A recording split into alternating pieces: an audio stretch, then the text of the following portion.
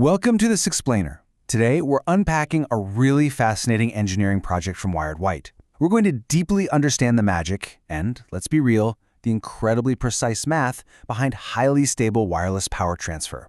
We're looking at a system that doesn't just indiscriminately blast power through the air. Instead, it dynamically controls it using a proportional integral controller and a super responsive FPGA platform. It's a brilliant deep dive into how engineers solve the very real instabilities that pop up when you try to beam electricity across a physical gap. Because, when wireless power fails or drifts, it doesn't just quietly stop working. No, it generates dangerous excess heat, ruins sensitive electronics, and results in catastrophic power loss. Okay, so here's our roadmap for today. Wireless power basics. 2. The efficiency challenge. 3.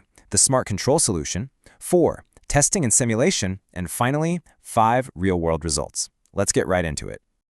Section 1. Wireless power basics.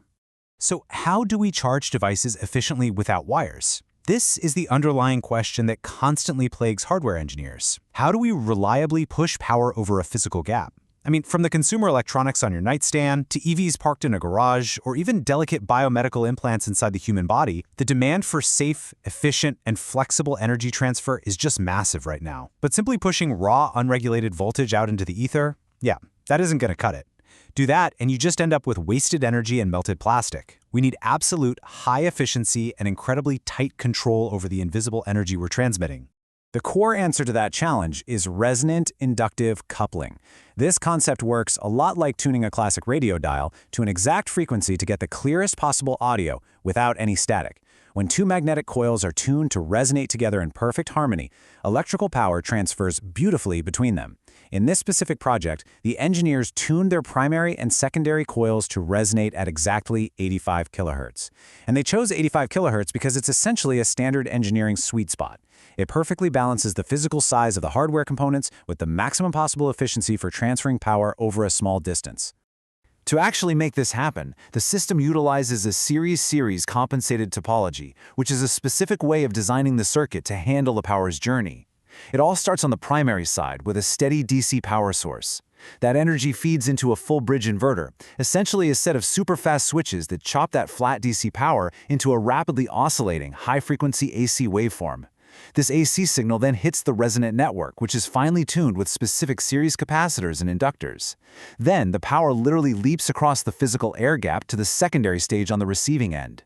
Finally, a rectifier catches that oscillating energy and smooths it right back out into direct current, delivering a rock-solid, stable 100-volt output to whatever device needs the power. Section 2. The efficiency challenge. Because in the real world, physics loves to throw a wench into the works. During initial lab testing, the engineers ran into a massive roadblock. The system's frequency naturally drifted away from that optimal 85 kHz sweet spot, climbing all the way up to roughly 150 kHz. Operating this far above the resonant point is absolutely disastrous for a resonant converter. Think of it like trying to push someone on a playground swing, but you start pushing at completely the wrong moment. Instead of adding momentum, you're actively fighting against it. This severe frequency deviation caused a dramatic drop in the primary current, and consequently, the overall power transferred across the gap plummeted. If your system can't stay on its designated frequency, your wireless charger essentially stops charging. Section 3. The smart control solution. To fix this catastrophic frequency drift, the engineers knew they couldn't just rely on static hardware. They needed a way to dynamically monitor and adjust the system on the fly. So they introduced an FPGA, a highly programmable, lightning-fast piece of digital hardware, paired with a proportional, integral, or PI controller to act as a vigilant traffic cop. They utilized a method called single-sided oscillator control, paired with a phase-locked signal. Now, to avoid getting lost in the jargon, just think of this phase-locked signal like an internal metronome. It constantly tracks the natural undulating wave of the resonant current, hunting for the exact millisecond the wave crosses zero. This internal metronome allows the brain of the system to align the hardware's rapid switching instances perfectly with the natural rhythm of the energy wave, instantly correcting any drift before it becomes a problem. The ultimate, unyielding goal of this newly installed smart brain is to maintain exactly 100 volts at the output, no matter what external chaos is happening. It does this using an onboard analog-to-digital converter, or ADC. Let's say the load suddenly changes. For instance, maybe a battery or charging suddenly demands a massive spike in power. while the onboard ADC instantly detects that subsequent drop in voltage. It rapidly feeds that digital data right into the PI controller, which then dynamically alters the phase shifts of the inverter to pump more energy through. And boom, it brings the system right back up to that perfect, stable 100-volt target. By accurately keeping the frequency locked in harmony, the system naturally maintains what electrical engineers call zero-voltage switching, or ZVS. Zero-voltage switching simply means the hardware only flips its electrical switches at the exact microsecond the voltage naturally hits zero. Because there's no raw voltage present at the exact moment of the switch, there's no electrical friction and no tiny internal sparks. This soft switching technique elegantly eliminates wasted heat, protects those delicate MOSFET switches from burning out prematurely, and heavily cuts down on the electromagnetic noise that could interfere with surrounding devices. It's a real game changer. Section 4. Testing and Simulation. After all, a beautifully designed theory is still just a theory until the hard data actually backs it up. Data extracted from extensive MATLAB and PSIM simulations successfully validated that the primary and secondary currents stabilize precisely, while the inverter and output voltages remain perfectly regulated across varying conditions.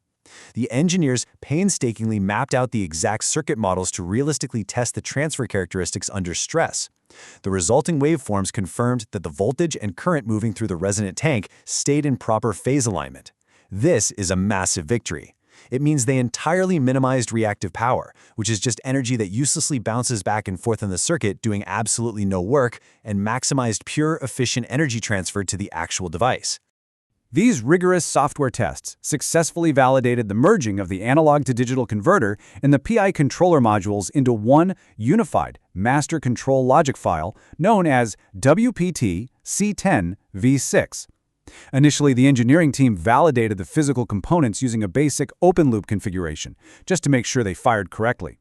But by seamlessly integrating all of that discrete logic into a continuous, self-correcting feedback loop, they proved their closed-loop methodology was theoretically sound. The system could now listen to itself, check its own output, and adapt. It was fully ready to be built into a physical laboratory prototype. Section 5. Real-world results. Let's look at the physical outcomes of this rigorous engineering workflow. The physical lab data confirmed that when the actual real-world load fluctuates, the PI controller dynamically adjusts the frequency to ensure the 100V target is restored. And the key word here is instantly. The absolute beauty of using an FPGA is its sheer processing speed compared to a traditional microcontroller. We are talking reacting in fractions of a millisecond. Furthermore, the physical results showed the system is remarkably tolerant to coil misalignment. So even if the primary transmitting coil and the secondary receiving coil aren't perfectly centered over one another, which, let's face it, is an inevitability in daily life, the voltage regulation mechanism rapidly adapts. It maintains a safe output completely free of excessive damaging voltage ripple. This incredible adaptability makes this specific closed-loop architecture absolutely perfect for high-stakes, real-world applications where you simply cannot afford a power drop. Imagine a heavy electric vehicle trying to charge from a pad buried in a concrete garage floor. You're rarely going to park perfectly centered every single time, right?